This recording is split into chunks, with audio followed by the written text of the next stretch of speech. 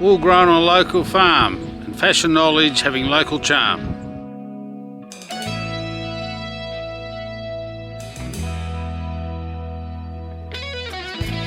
Hi, this is your country uncle here, Uncle John. I've spent 20 years on the farm and 20 years as a public accountant working with wool growers. But the best year of my life was jackarooing up in Queensland. Oh, we had so much fun. But if you're after some fashion advice, stick around, listen to Ken. And during the editing process, I forgot to introduce Chapter 2.8, Culture and Community, and then we'll listen to Ken. Joe had always known the land.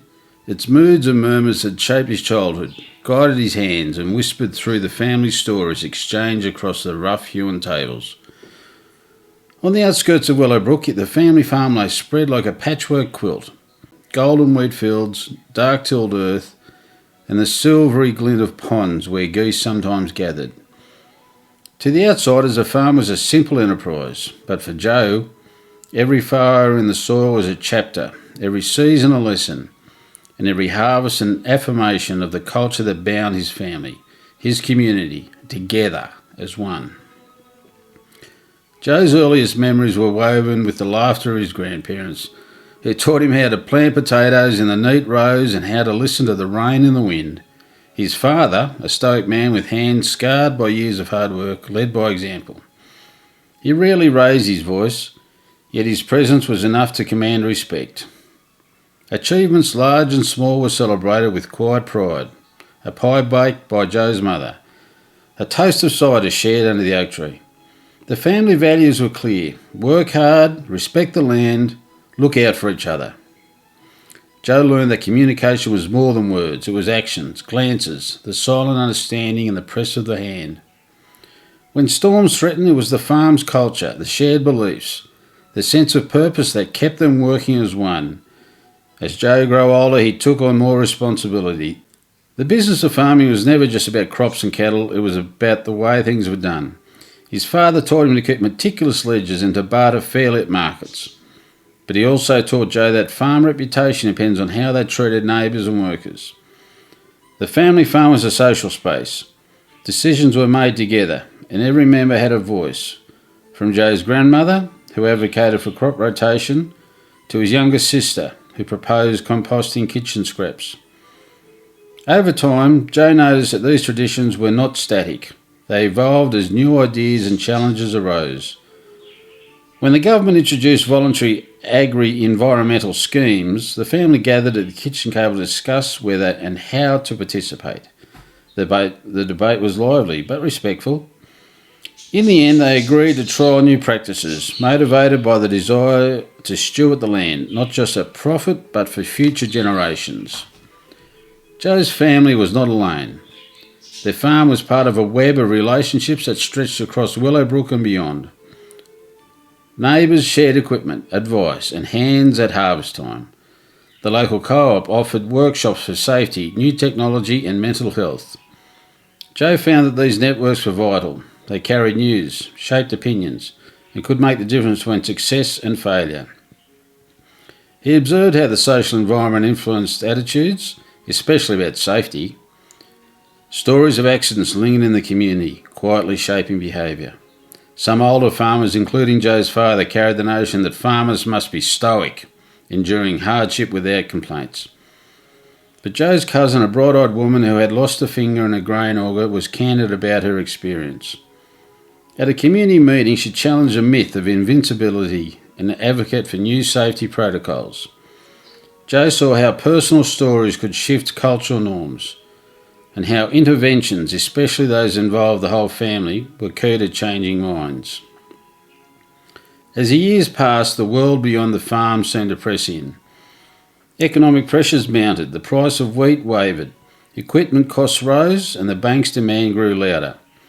Political shifts brought new regulation, some helpful, others bewildering. Global events echoed in local markets, and Joe felt the weight of uncertainty. Stress became a companion.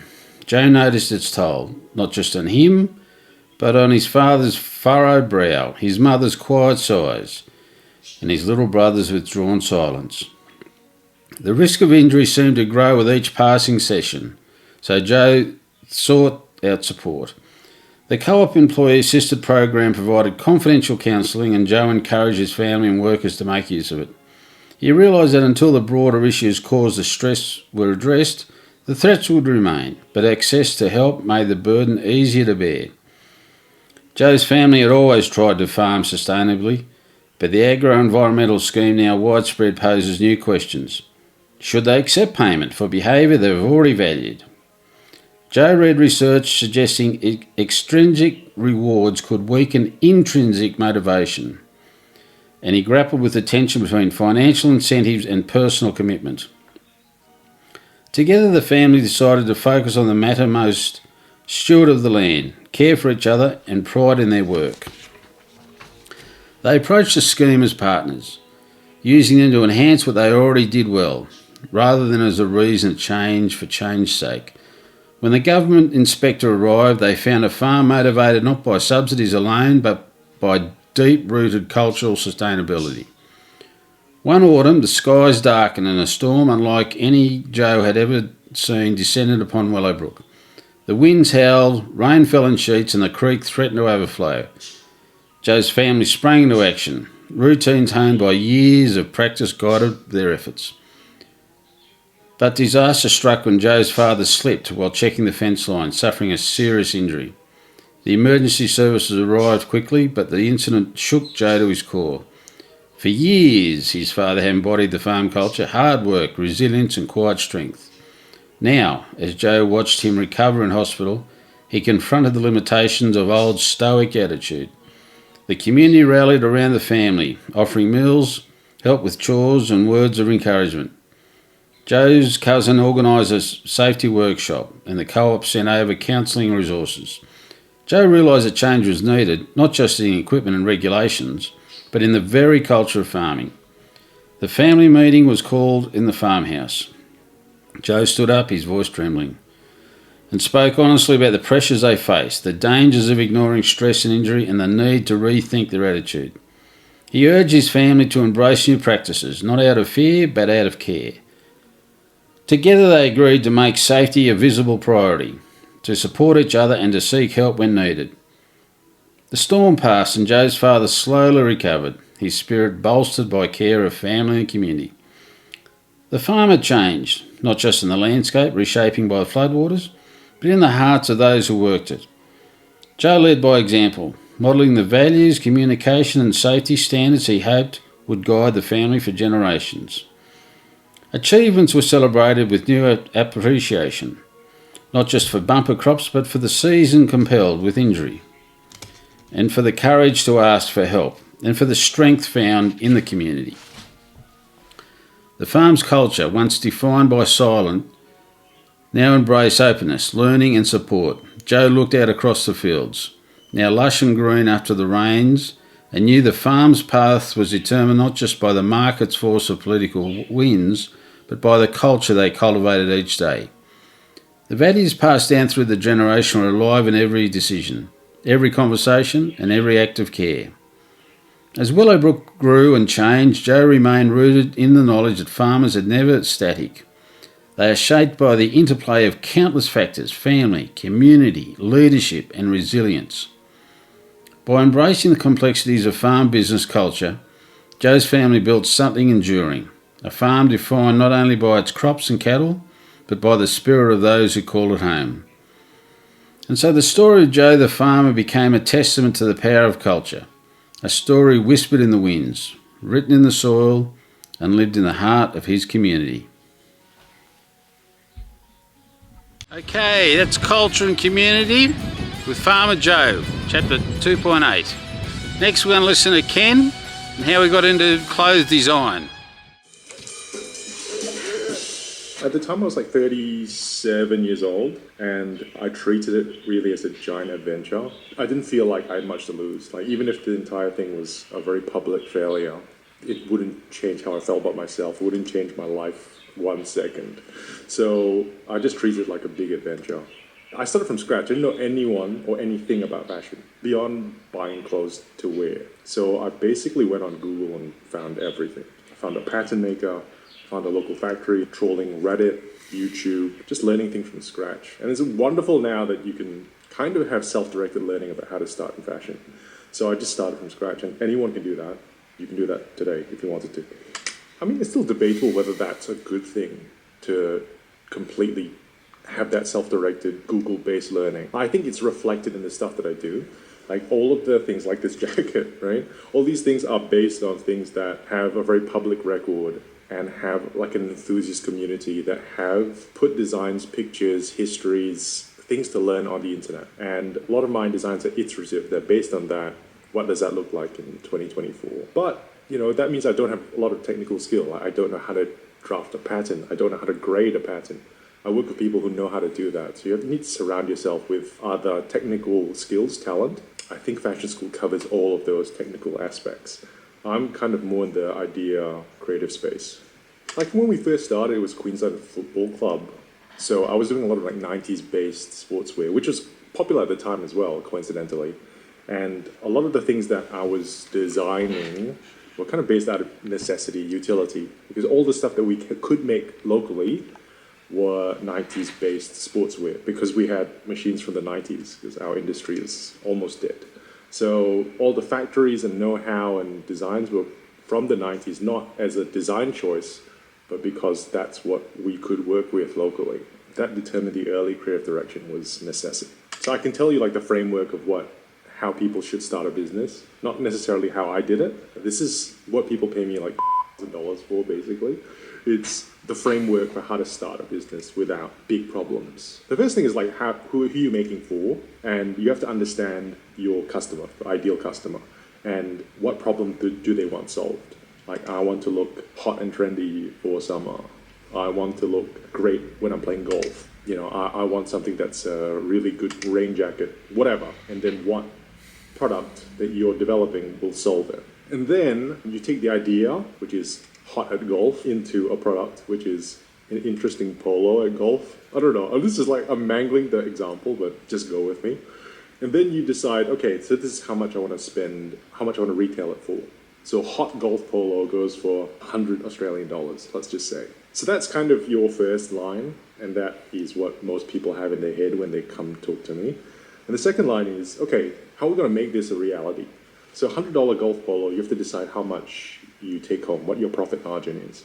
And that, could be 60%, 70%, could be 50%. It really depends on what you're comfortable wearing as a business. And if you go down to something that's closer to 50, 40%, a low profit margin, then you have to develop lots of things. Your model has to be dealing with volume, bulk. If your profit margin is high, then you are comfortable with smaller quantities, because that's both roads lead to the same amount of profit or amount of money in your bank. So you have to decide which arm to go down. But once you decide on a profit margin, that means that your $100 golf polo now has a target price in terms of how much you make it for.